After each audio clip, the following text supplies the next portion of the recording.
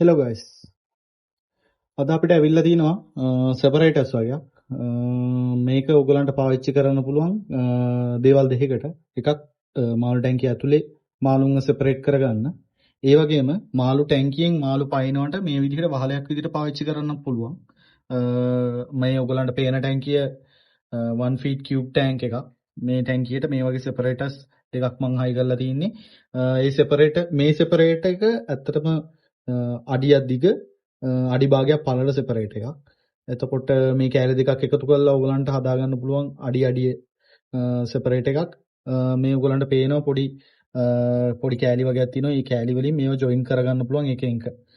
ඉතින් මේක ඔයගලන්ට අපෙන් ගන්න පුළුවන්. කුරියර් කරගන්න පුළුවන් ගෙදරටම.